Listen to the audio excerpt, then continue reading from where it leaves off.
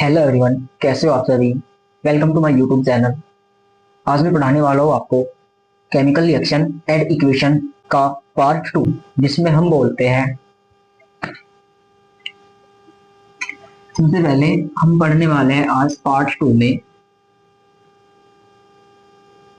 रासायनिक अभिक्रिया।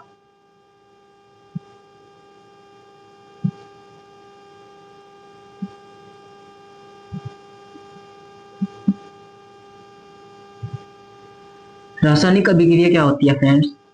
जैसे हम बात करें इसमें, तो रासायनिक अभिक्रिया को आप बोलते हो केमिकल रिएक्शन।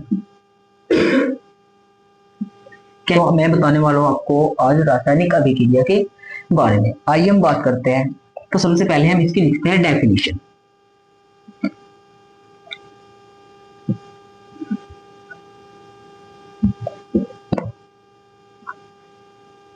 डेफिनेशन वह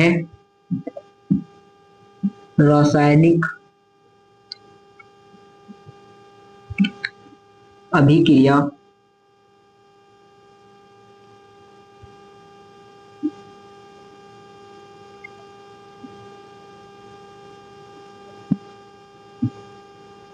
क्रिया जिसमें दो या दो से अधिक अभिकारक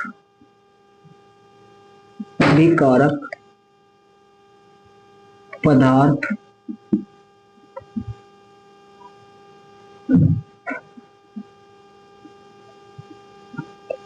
एक दूसरे के साथ क्रिया करके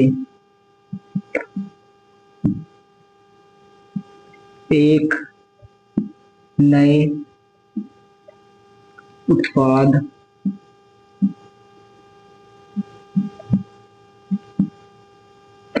का निर्माण करते हैं। रासायनिक अभिक्रिया कहलाती है।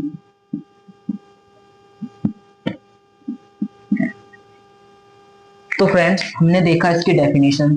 वह रासायनिक अभिक्रिया जिसमें दो या दो से अधिक पदार्थ मिलकर या अभिकारक मिलकर एक दूसरे के साथ क्रिया करके एक नए उत्पाद बोलो या फिर पदार्थ बोल सकते हो, ठीक है, पदार्थ का निर्माण करते हैं, रासायनिक अभिक्रिया कहलाती है। तो आइए हम देखते हैं इसके बारे में कुछ एग्जांपल। तो जैसे हम बात करते हैं सबसे पहले फ्रेंड्स, इसमें दो वर्ड आए हैं। एक तो बोला है मैंने अभिकारक और एक बोला है उत्पाद। अब सबसे पहले हम बात करेंगे अभिकारक और उत्पाद क्या होता है। तो हम सबसे पहले देखते हैं अभिकारक। इसको फ्रेंड्स हम रिएक्टेंट बोल देते हैं।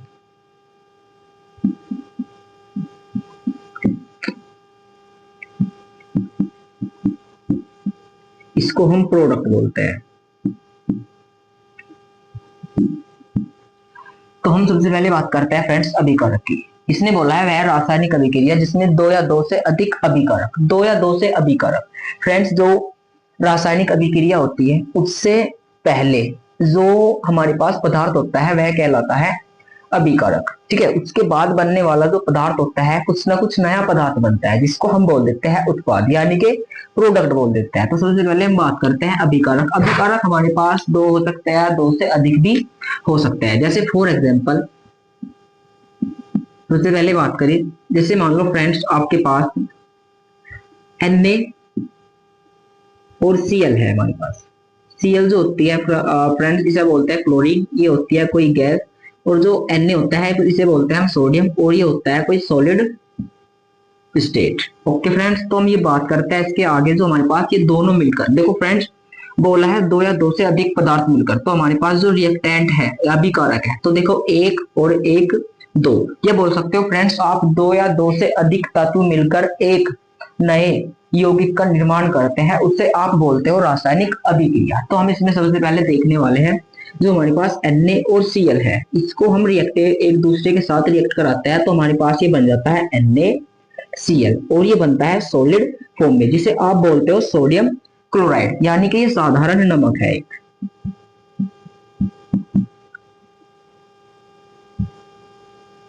इसे आप बोलते हो सिंपल सोल्ट। तो फ्रेंड्स ये देखा आपने। अब जो हमारे पास ये Na और Cl है, इसको आप बोलते हो अभिकारक। क्या बोलते हो फ्रेंड्स? अभिकारक।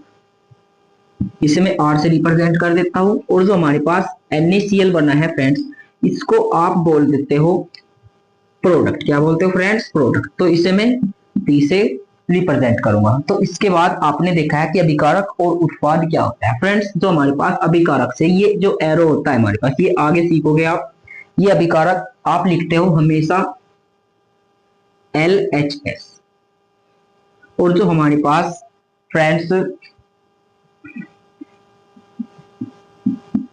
प्रोडक्ट होता है, इसको लिखते हो आप हमेशा RHS, यानी राइट हैंड साइड लिखते हो। और इसको लिखते हो आप हमेशा LH, लेफ्ट हैंड साइड। तो हमारे पास NaCl से बन गया NaCl। फॉर एग्जांपल और भी एग्जांपल देख लेते हैं फ्रेंड्स। जैसे हमारे पास Mg+O हो गया, ठीक है फ्रेंड्स। तो हम इसको देखेंगे, ये हमारे पास बना लेता है कोई रिएक्शन MgO।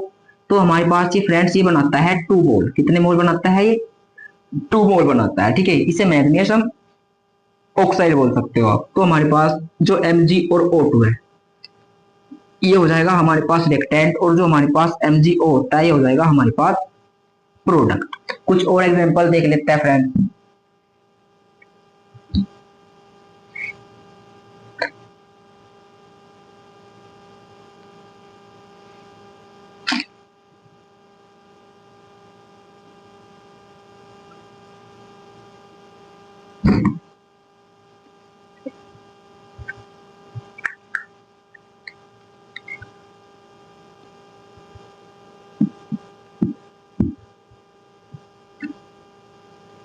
ये रहा हमारे पास फ्रेंड्स ऑक्सीजन, ठीक है। और ये रहा हमारे पास हाइड्रोजन। अब ये दोनों मिलकर एक दूसरे के साथ रिएक्ट करके इसे बोलोगे आप रिएक्टेंट, और ये बन जाएगा हमारे पास H2O। ये 2 मोल बन जाता है फ्रेंड्स। इसको भी आप बैलेंस करना चाहे तो इधर से 2 लगाकर इसको बैलेंस कर सकते हो। और हमारे पास जो ये बना है जल के 2 मोल बने हैं, इसको बोलोगे आप प्रोडक्ट। कोई डाउट इसमें? अगर डाउट आता है तो आप मुझे कमेंट कर सकते हो। इसके बाद में बात करूं, कुछ और एग्जांपल ले लेते हैं फ्रेंड्स। जैसे फॉर एग्जांपल H2 हो गया, NaCl हो गया, MgO हो गया, Ca प्लस Cl2 हो गया फ्रेंड्स। तो आप इसको रिएक्ट कराओगे एक दूसरे के साथ तो हमारे पास ये बन जाता है CaCl2। तो हमारे पास ये बन गया प्रोडक्ट और ये बन गया हमारे पास रिएक्टेंट। तो हमारे पास आपने सीखा है आज रासायनिक अभिक्रिया। रासायनिक अभिक्रिया में 2 ही आपको हमेशा चीजें याद रखनी है, सिर्फ एक रिएक्टेंट और एक प्रोडक्ट। 2 चीजें होती है, रिएक्टेंट और प्रोडक्ट। तो हमेशा इनका ध्यान रखना, रिएक्टेंट से क्या बनता है? हमेशा प्रोडक्ट बनता है। इसके बाद बात करते हैं हम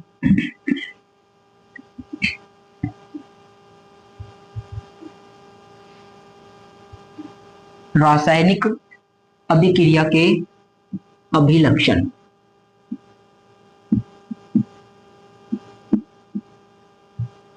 फ्रेंड्स ये अभिलक्षण जो आप बात करने वाले हैं अभिलक्षण की, तो उसमें हम सबसे पहले जो अभिलक्षण हो कुछ पॉइंट्स पे आधारित होती है।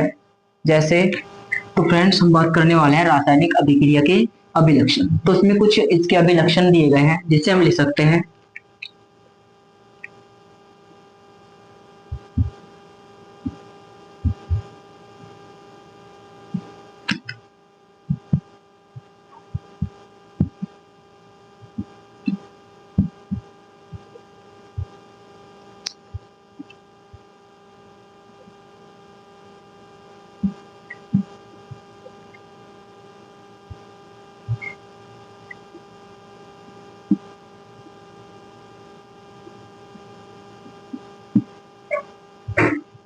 निम्न अभिलक्षण। पहला आता है फ्रेंड्स हमारे पास ताप में परिवर्तन। ताप में परिवर्तन। इसे आप बोलते हो फ्रेंड्स चेंज इन टेम्परेचर। क्या बोलते हो उसको? Change in temperature.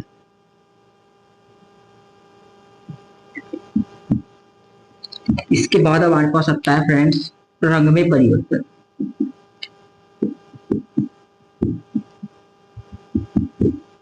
इसे आप बोलोगे चेंज इन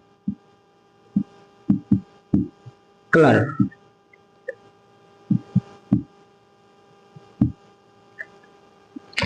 तीसरा आता है फ्रेंड्स हमारे पास अवक्षेप का बनना।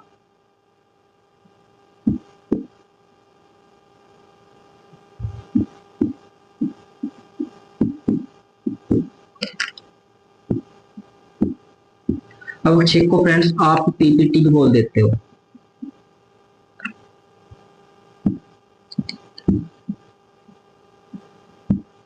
इसे बोलते हो फ्रेंड्स आप formation of PPT, precipitation. Next आता है हमारे पास फ्रेंड्स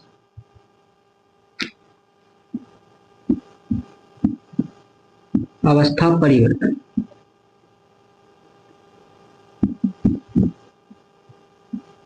इसको आप बोलते हो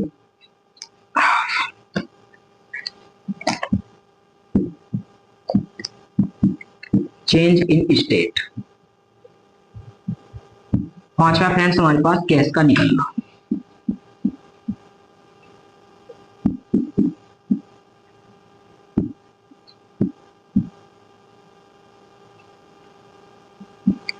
इसे फ्रेंड्स बोलते हो आप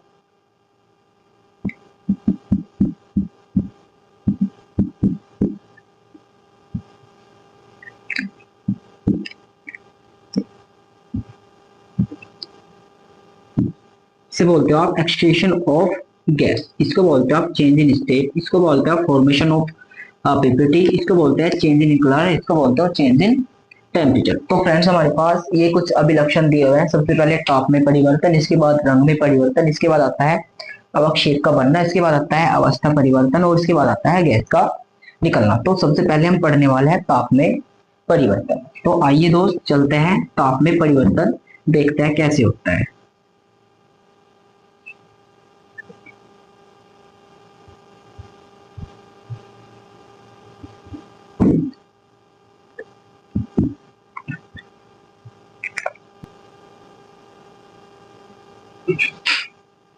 तो सबसे पहले आता है फ्रेंड्स ताप में परिवर्तन, चेंज इन टेम्परेचर। तो सबसे पहले हम इसको देखते हैं।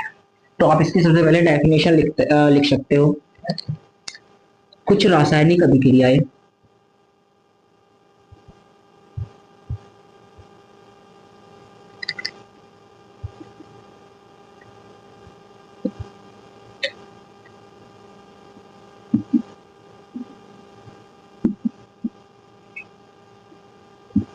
ताप में परिवर्तन के द्वारा अभिलक्षित होती है।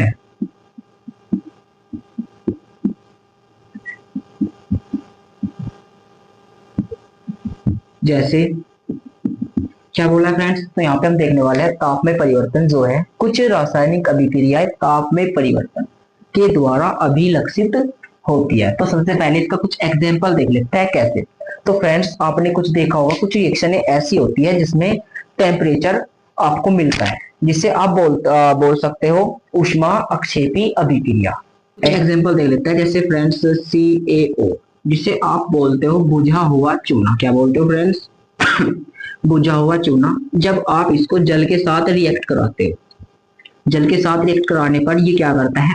ऊर्जा हमको देता है। तो इससे निकलती है फ्रेंड्स ऊर्जा। तो CaOH2 बना लेता है CaOH का होल ट्वाइस और प्लस में मिलती है फ्रेंड्स हमको ऊर्जा। तो हमें फ्रेंड्स ये ऊर्जा जो मिली है, ये रही हमारे पास ऊर्जा। इसको आप बोल रहे हो कि ताप में परिवर्तन हो रहा है। Okay friends. तो नेक्स्ट हमारे पास आती है CaO। या फ्रेंड्स हम देख लेते हैं कुछ जैसे हमारे पास ग्लूकोज जो रेस्पिरेशन रिएक्शन होती है जिसे आप बोल सकते हो प्रकाश संश्लेषण अभिक्रिया, तो हमारे पास होती है ग्लूकोज C6H12O6। जब आप इसको 6 मोल O2 के साथ रिएक्ट कराते हो तो फ्रेंड्स हमें ये हमारे पास मिलता है हमको H2O प्लस CO2 प्लस मिलती है हमको फ्रेंड्स इसमें ऊर्जा। क्या मिलती है फ्रेंड्स हमको इसमें मिलती है ऊर्जा। तो ये फ्रेंड्स जो जितनी भी मैंने आपको रिएक्शन बता दे रहा हूँ ये 6 मोल होता है दोस्त। 6 मोल ये रहेगा H2O और 6 मोल CO2 रहता है जो हमें मिलता है इसके बाद जो ऊर्जा होती है। ठीक है, ओके फ्रेंड्स, तो हमें इसमें ऊर्जा भी मिलती है जिसे आप बोल सकते हो कि ताप में परिवर्तन हो रहा है। तो फ्रेंड्स इसके लिए इतना ही। दूसरा आता है हमारे पास, नेक्स्ट टॉपिक होता है जो हमारे पास जिसे आप बोलते हो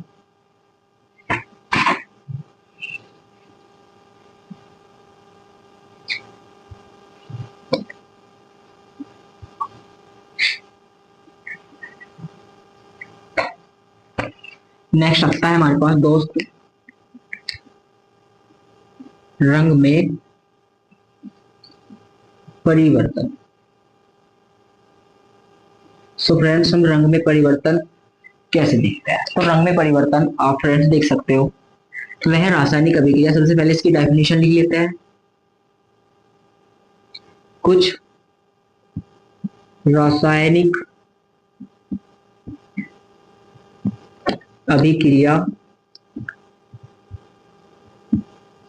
अभिक्रियाएं रंग में परिवर्तन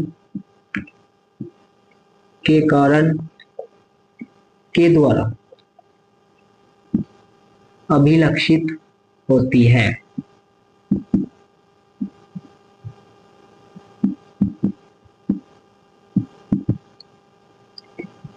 तो क्या बोला है फ्रेंड्स? रंग में परिवर्तन, तो कुछ रासायनिक अभिक्रियाएं रंग में परिवर्तन के कारण अभिलक्षित होती है। तो आइए दोस्त कुछ एग्जांपल देख लेते हैं इसके।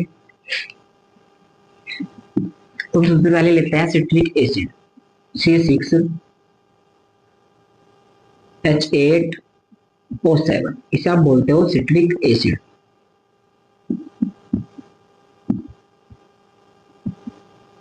प्लस जब आप इसकी रिएक्शन कराते हो पोटेशियम पैरामैंगनेट के साथ, पोटेशियम पैरामैंगनेट आप 3 मोल लेकर इसकी रिएक्शन करा सकते हो KMnO4, इसे आप बोलते हो पोटेशियम पैरामैंगनेट। फ्रेंड्स ये गुलाबी कलर का होता है।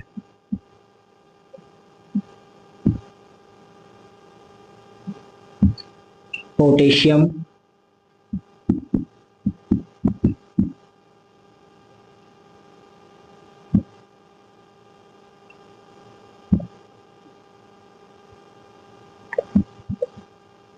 पोटेशियम पैरामैंगनेट आप इसको बोलते हो। सो फ्रेंड्स जब ये रिएक्शन करता है तो ये बना लेता है C6H5K3O7। इसके बाद फ्रेंड्स जो हमारे पास होता है प्लस में आता है एज इट इज, जो हमारे पास ये मोल बचे हैं MnO4 और यहाँ पे H3 निकल गए इसके, तो हम इसे लिख सकते हैं H3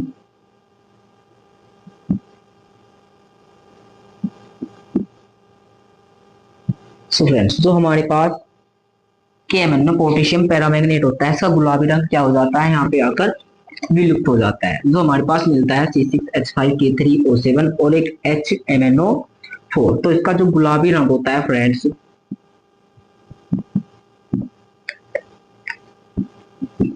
वो विलुप्त हो जाता है।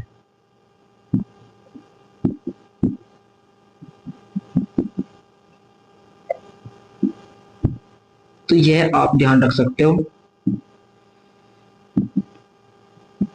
इसके बाद आप देख सकते हैं कि इसका जो कलर होता है वो यहाँ पे बिल्कुल विलुप्त हो जाता है। इसके बाद हम बात करने वाले हैं, तो फ्रेंड्स एक एग्जांपल और देख लेता है जो Na+Cl, जो हमारे पास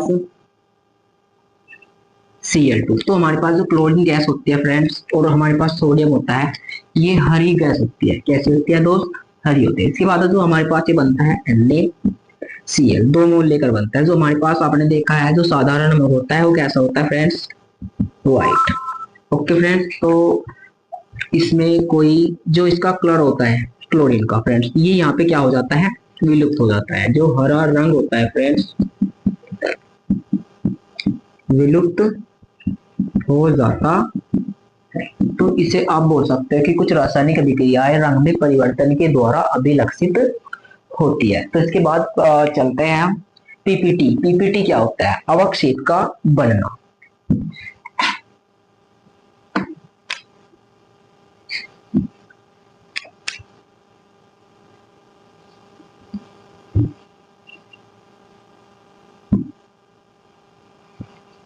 नेक्स्ट आता है फ्रेंड्स अवक्षेप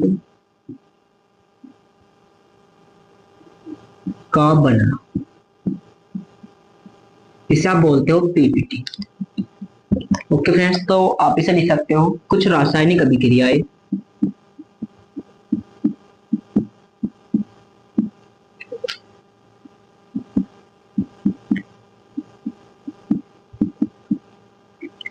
अवक्षेप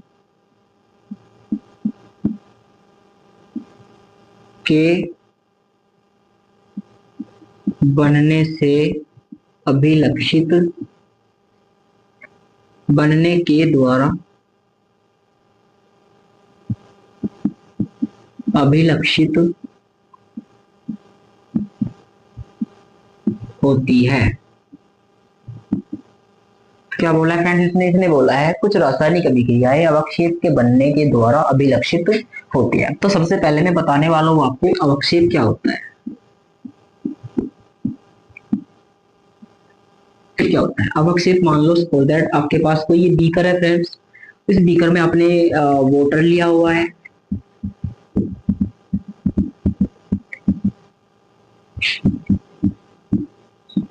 और इसमें आप क्या कर दे रहे हो? इसमें कुछ पार्टिकल्स आप सैंड के डाल देते हो।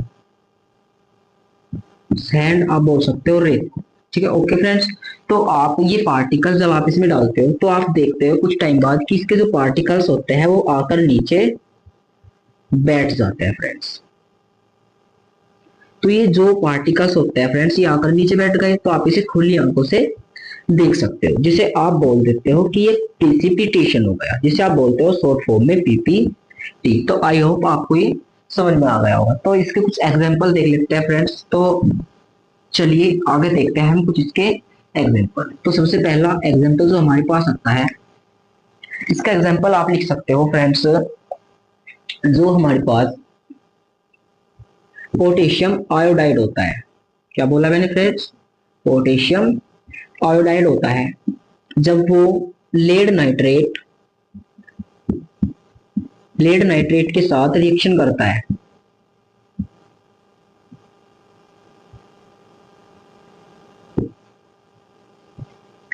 तो ये बना लेता है फ्रेंड्स K2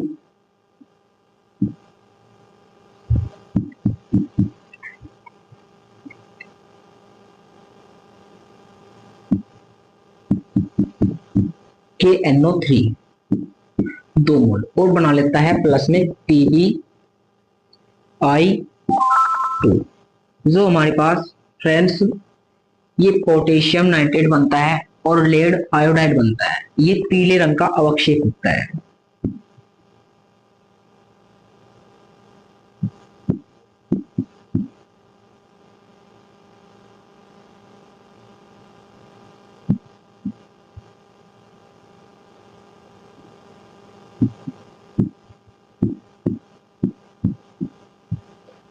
जो आपको एक बीकर की फॉर्म में मिल सकता है। तो फ्रेंड्स इसका कुछ आप एग्जांपल ऐसे भी बना सकते हो कि हमारे पास ये PbNO3 पड़ा हुआ है इसमें ऐसे,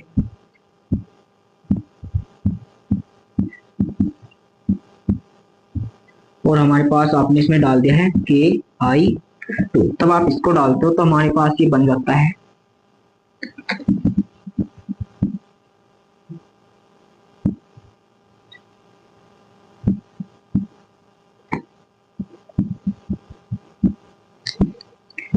जो फ्रेंड्स यहाँ पे नीचे देख रहे हैं इसको बोलते हो आप पीपीटी। क्या बोलते हो फ्रेंड्स? पीपीटी। ये बनता है हमारे पास पोटेशियम और sorry PB lead nitrate I2 का पीला अवक्षेप बनता है।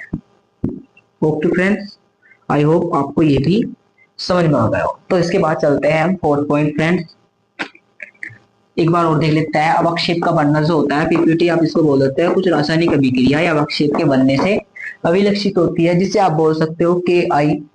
ठीक है, ओके फ्रेंड्स, इसको आप दो मोल लेकर करना हमेशा। ठीक है, तो जो के आई और हमारे पास PbNO3 का होल ट्वाइस, इसको बोलते हो आप पोटेशियम आयोडाइड, इसको बोलते हो लेड नाइट्रेट, इसको बोलते हो पोटेशियम नाइट्रेट, इसको बोलते हो लेड आयोडाइड। तो हमारे पास जो लेड आयोडाइड का सॉल्यूशन बनता है फ्रेंड्स, ये हमें मिलता है पीला अवक्षेप की फॉर्म में। तो आपको ये एक जिसे बोल सकते हैं बीकर में जब आप इसकी रिएक्शन कराते हो तो आपको ये सभी नीचे आकर बैठ जाता है, जो आपको एक खुली आंखों से देखने को पीला अवक्षेप मिलता है, जिसे आप बोल देते हो पीपीटी। इसके बाद बात करते हैं फोर्थ पॉइंट फ्रेंड्स,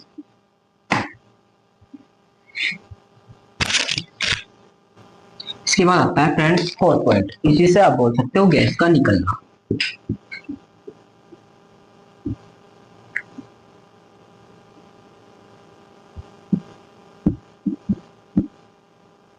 अब फ्रेंड्स आपने बहुत सारी रिएक्शन देखी हुई है, तो इसमें definition as it is same लिखेगी। कुछ रासायनिक अभिक्रियाएं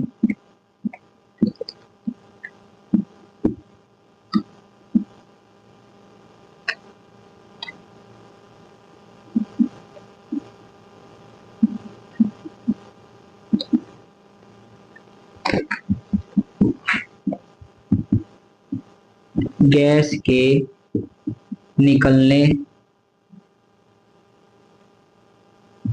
के द्वारा अभिलक्षित होती है।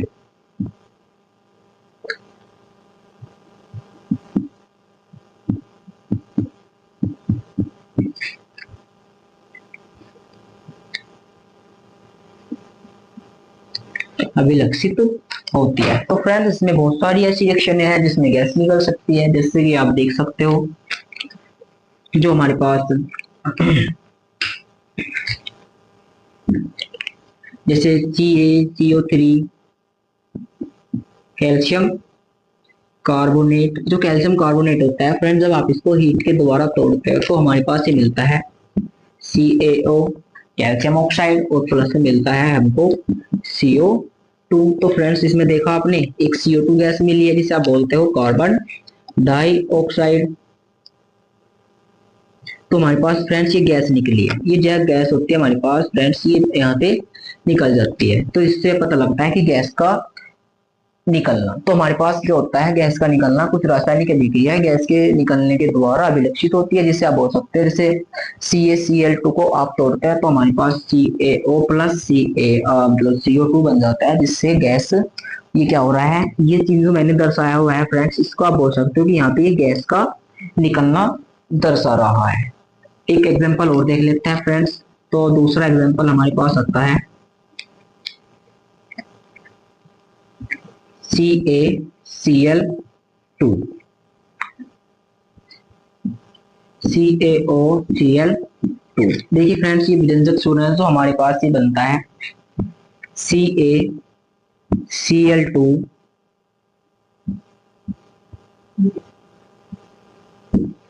प्लस में O2 बन जाता है फ्रेंड्स। जो हमारे पास ये ऑक्सीजन बना है फ्रेंड्स, ये ऑक्सीजन निकल रहा है। तो फ्रेंड्स आप इसके दो मोल यहाँ पे यूज कर सकते हो। तो फ्रेंड्स आपने देखा कि गैस कैसे निकल रही है। इसके बाद बात करते हैं हम आगे नेक्स्ट पॉइंट, और लास्ट टॉपिक भी है आपका ये। इसके बाद बात करते हैं हम अवस्था परिवर्तन।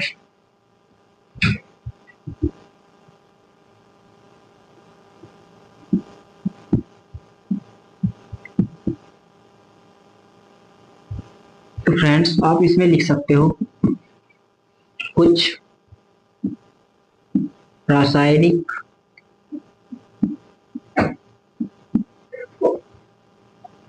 अभिक्रियाएं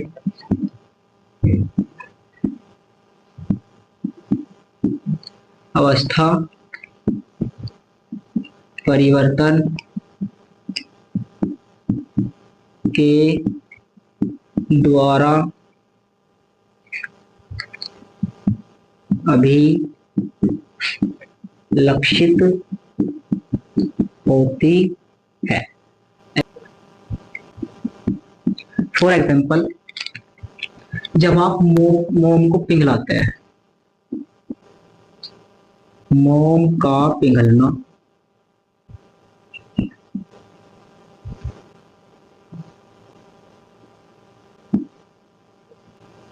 मोम का पिघलना, तो जब आप इसको पिघलाते हो तो फ्रेंड्स हमें मिलता है इसमें H2O प्लस मिलता है CO2।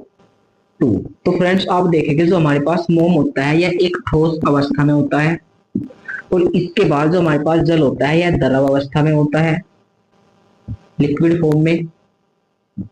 और जो CO2 होते हैं हमारे पास फ्रेंड्स गैसीय अवस्था में होता है। तो देखिए फ्रेंड्स इसकी अवस्था कैसी थी, हमारे पास ठोस था ये, और इसके बाद जब ये रिएक्शन हो गई इसके बाद इसमें क्या हुआ है, एक तो द्रव हमको मिला है और एक हमको गैसीय फॉर्म में मिला है। तो आप बोल सकते हो कि इसकी अवस्था परिवर्तित हो गई। इसके बाद आप कुछ एग्जांपल जैसे आप देख सकते हो, बर्फ हो गया फ्रेंड्स, बर्फ,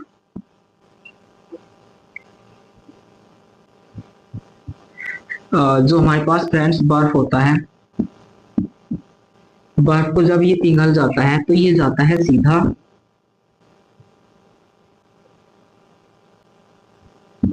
जल में। किसमें जाता है, ये जल में जाता है, और जल को थोड़ा आप और हीट करते हो, आप इसको हीट करोगे तो ये फ्रेंड्स ये चला जाता है वाष्प में। तो इसे आप बोल सकते हो कि इसका अवस्था परिवर्तन हो रहा है। बर्फ कैसा है फ्रेंड्स, हमारे पास ये ठोस अवस्था में, इसके बाद हमें जल मिलेगा ये द्रव अवस्था में मिलता है, और इसके बाद ये हमें मिलता है गैसीय अवस्था में। इसको भी आप चेंज कर सकते हो फ्रेंड्स, इसको आप थोड़ा मतलब इसकी हीट कम करोगे, इसको फ्रीजिंग ज्यादा करोगे तो आप ये बन जाएगा द्रव में, और द्रव को और ज्यादा फ्रीज करते हो आप तो ये बन जाता है ठोस अवस्था में। सो फ्रेंड्स आज के लिए इतना ही। Thank you.